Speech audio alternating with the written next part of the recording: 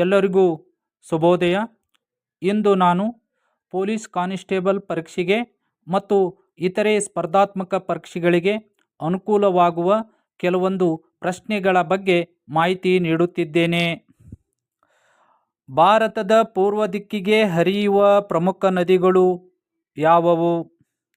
ಭಾರತದ ಪೂರ್ವ ದಿಕ್ಕಿಗೆ ಹರಿಯುವ ಪ್ರಮುಖ ನದಿಗಳೆಂದರೆ ಮಹಾನದಿ, ಗೋದಾವರಿ ನದಿ, ಕೃಷ್ಣಾ ನದಿ, ಕಾವೇರಿ ನದಿ, ಸುವರ್ಣರೇಖಾ ನದಿ, ಪೆನ್ನಾರ್ ನದಿ. ಇವು ಭಾರತದ ಪೂರ್ವ ದಿಕ್ಕಿಗೆ ಹರಿಯುವ ಪ್ರಮುಖ ನದಿಗಳಾಗಿವೆ.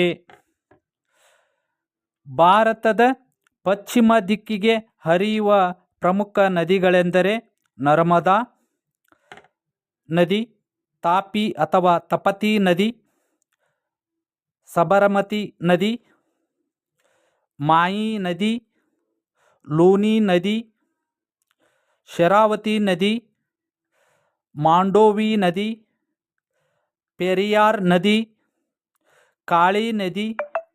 ಇವು ಭಾರತದ ಪಶ್ಚಿಮ ದಿಕ್ಕಿಗೆ ಹರಿಯುವ ಪ್ರಮುಖ ನದಿಗಳಾಗಿವೆ. ಭಾರತದ ಉದ್ದವಾದ ನದಿ ಯಾವುದು? ಭಾರತದ ಅತಿ ಉದ್ದವಾದ ನದಿ ಗಂಗಾ ನದಿ ಆಗಿದೆ. ದಕ್ಷಿಣ ಭಾರತದ ಅತ್ಯಂತ ಉದ್ದವಾದ ನದಿ ಯಾವುದು? ದಕ್ಷಿಣ ಭಾರತದ ಅತ್ಯಂತ ಉದ್ದವಾದ ನದಿ ಗೋದಾವರಿ ನದಿ ಆಗಿದೆ. ಇದನ್ನು ದಕ್ಷಿಣದ ಗಂಗಾ ಎಂದು ಕರೆಯುತ್ತಾರೆ. ಕರ್ನಾಟಕದ ಅತಿ ಉದ್ದವಾದ ನದಿ ಯಾವುದು? ಕರ್ನಾಟಕದ ಅತಿ ಉದ್ದವಾದ ನದಿ ಕೃಷ್ಣಾ ನದಿ.